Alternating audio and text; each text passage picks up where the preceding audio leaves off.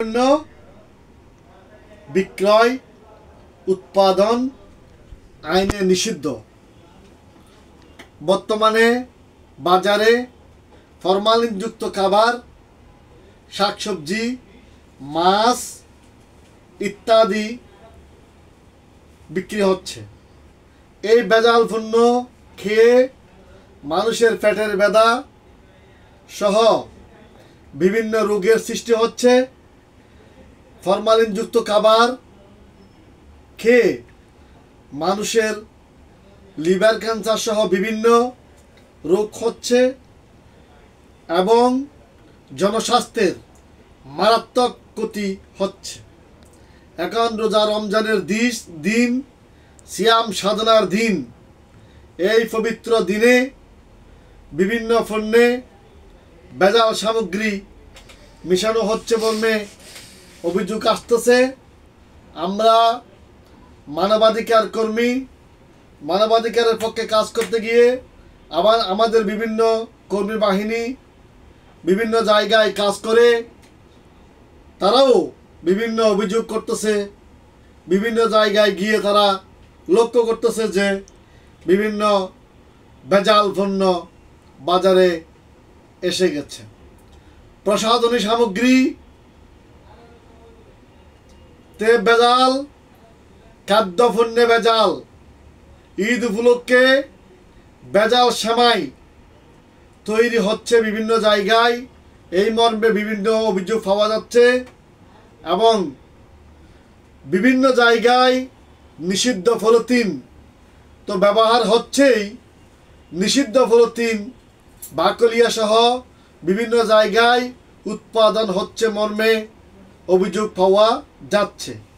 অথচ বাংলাদেশের একজন প্রভাবশালী উপদেষ্টা, বিশেষ করে পরিবেশ উপদেষ্টা রেজওয়ানা আহমেদ বারবার বলছেন নিষিদ্ধ পলিথিন কোনো অবস্থায় ব্যবহার করা যাবে না, নিষিদ্ধ পলিথিন কোনো অবস্থায় উৎপাদন করা যাবে না। নিষিদ্ধ পলিথিন উৎপাদনকারী, ব্যবহারকারী এই সমস্ত লোককে আইনের আওতায় আনা হবে।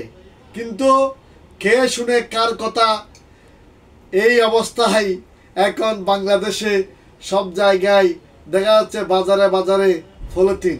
ওই পলিথিনগুলো আমাদের পরিবেশে নষ্ট করে, যেই কারণে প্লাস্টিক সামগ্রী পরিবেশ নষ্ট করে বিদায়, পলিথিন সামগ্রী পরিবেশ নষ্ট করে বিদায়, আমাদের মাটির উর্বরতা নষ্ট করে বিদায় পরিবেশ আইনে পলিথিনকে নিষিদ্ধ করা হয়েছে। কিন্তু আমাদের দেশে এই ভেজাল পণ্য বিক্রি করতেছে। আপনি মাছে দেখবেন যে মাছে, শাকসবজিতে ফরমালিন যুক্ত করে মরা মাছকে জীবিত দেখানোর মতো করে বিক্রি করতেছে। আবার দেখা যাচ্ছে শাকসবজি এগুলো কোনো অবস্থায় পুষতেছে না।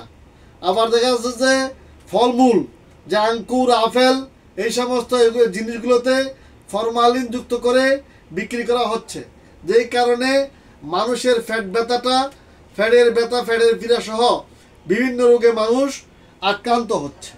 এই রোজা রমজানের দিনে আমাদের দেশে যে তৈলাক্ত খাবার, বিশেষ করে ইফতারের সময় খাওয়া হয়, তৈলাক্ত খাবারে বিভিন্ন প্রকারের তেলে ও দেখা যাচ্ছে যে কি দূষিত পদার্থ মিশানোর অভিযোগ আসতেছে। এমনকি জিলাপিতেও বিভিন্ন ধরনের মোবিল পর্যন্ত মিশিয়ে জিলাপিকে করা হচ্ছে মর্মে অভিযোগ আসতেছে। তারপরে সেমাইতে, বাংলা সেমাই, ডালনা সেমাই, এই যা বিভিন্ন সেমাইতেও বিভিন্ন ধরনের ভেজাল দ্রব্য মিক্স করা হচ্ছে। প্রসাধনী সামগ্রীতে বিভিন্নভাবে বিভিন্ন খারাপ পণ্য মিক্স করা হচ্ছে, যেগুলো মানুষের ত্বকের চামড়ার ক্ষতি করতেছে বলে ডাক্তাররাও বিভিন্ন অভিযোগ থেকে বিভিন্নভাবে বলতেছে। তাই আমরা একজন আইনজীবী হিসাবে, একজন মানবাধিকার হিসাবে সকলের কাছে অনুরোধ করব যে আপনারা পণ্য নিয়ন্ত্রণ আইন মেনে চলবেন, নিষিদ্ধ পলিথিন ব্যবহার থেকে উৎপাদন থেকে বিরত থাকবেন। অন্যথায় আপনাদের বিরুদ্ধে পণ্য নিয়ন্ত্রণ আইনে এবং ভেজাল জিনিসকে ব্যবহার করায়, উৎপাদন করায় কিংবা বাইরের কোনো রাষ্ট্র থেকে নিয়ে আসার কারণে বিশেষ ক্ষমতা আইনে আপনাদের বিরুদ্ধে মামলা করার সুযোগ কিন্তু আইনে আছে। তাই যারা খরিদ্দার তাদের প্রতি অনুরোধ রইল যে আপনারা দেখে শুনে পণ্য কিনবেন, যাতে করে আপনি নিজের স্বাস্থ্য নিজে রক্ষা করার চেষ্টা করবেন। আর অতি লাভের আশায় যারা বিক্রেতা তাদের প্রতি অনুরোধ রইল, অতি লাভের আশায় মানব দেহের ক্ষতি হয় এমন কোনো কাজ আপনারা করবেন না। ফরমালিন মিক্স করে আপনি যদি কোনো মানুষের ক্ষতি করেন, আপনার এই মিক্স ফরমালিনের কারণে আপনার নিষিদ্ধ খাদ্যদ্রব্যের মধ্যে নিষিদ্ধ কিছু মিক্স করার কারণে যদি কোনো মানুষের মৃত্যু হয়, তাহলে আপনি এই জন্য রাষ্ট্রের কাছে যেমন দায়ী হবেন, আইনের কাছে দায়ী হবেন মহান সৃষ্টিকর্তা আল্লাহর কাছে। তাই আপনারা সকলের প্রতি অনুরোধ রইল যে পণ্য নিয়ন্ত্রণ আইন, জনস্বাস্থ্য আইন এবং এদেশের প্রচলিত আইনগুলো মেনে চলবেন মর্মে আপনাদের প্রতি উদাত্ত আহ্বান জানিয়ে আমি মানবাধিকার প্রতিষ্ঠা বাস্তবায়ন সংস্থা চট্টগ্রাম জেলা শাখার সভাপতি হিসাবে আপনাদের প্রতি অনুরোধ জানাচ্ছি। ধন্যবাদ সকলকে।